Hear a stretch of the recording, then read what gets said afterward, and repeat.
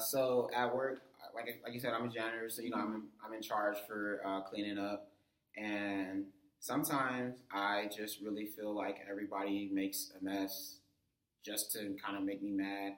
I clean the microwave, I clean the fridge, I clean the bathrooms, and maybe in 30 minutes, all of this is messed up again.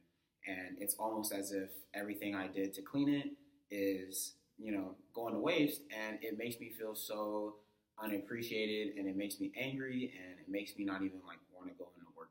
Mm-hmm. So you feel like the job that you do is kind of for no reason if you clean just for it to be messed up again. Yeah, exactly. And then, like I said, it's like no one's appreciating it, and they just do it again, and it makes me feel as if they're doing it on purpose, and I'm starting to wonder why I'm even coming in and cleaning all this stuff. Okay. So I want to take a few minutes to talk about how the connection between your thoughts and your emotions. Can you think of some times this week when you were frustrated with work, like a specific time? Mm-hmm. Does it have to be more than one? No, one is fine. Okay. I had just cleaned the microwave, and I put up a sign that said, if you're going to use the microwave, put this little cover on top so that way your food doesn't explode and get all over the place. Yeah. And I think maybe 15 minutes later, I walked in, and it was clear that somebody had some pasta because there was red stains all over the microwave, and I just cleaned it. I just put up this sign, and it was very clear that nobody had used the cap that I put down. So it just made me so angry. So it kind of made you feel like they didn't even care. Exactly. Okay.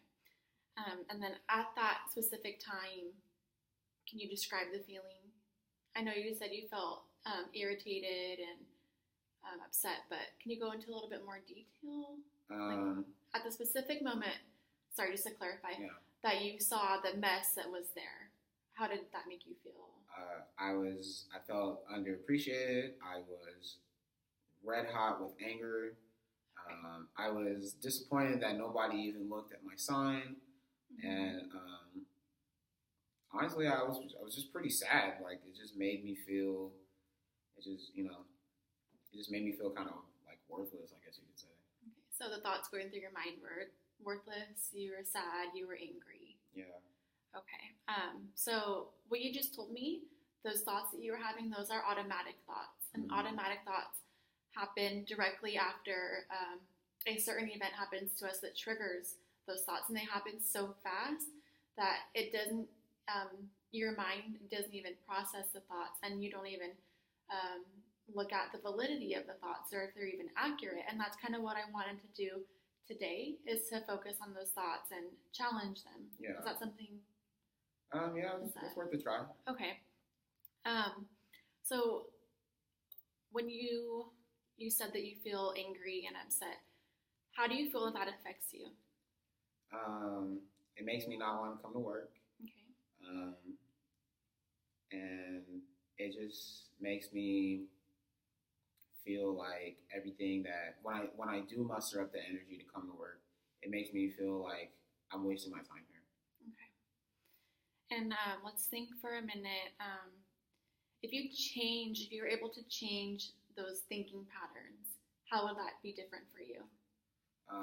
Well, kind of going back to what I just said, it would make me actually want to go to work. Mm-hmm. It would make me feel appreciated, and I guess it'd make me feel like the people I work with actually, care.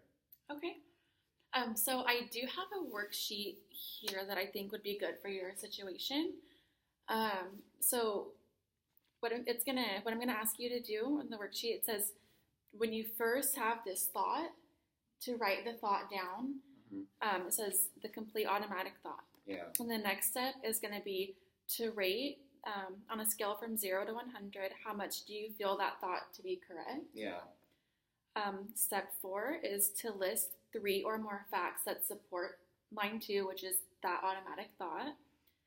Next, you're going to list 3 or more facts that do not support that thought. So that's going to be yourself kind of challenging your own negative thoughts.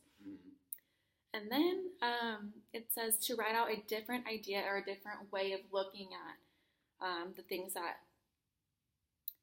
looking at things that take the facts into account. Yeah. So if, you could come up with in your mind a different reason for that mess being made. So that way it doesn't seem like they're attacking you. Yeah.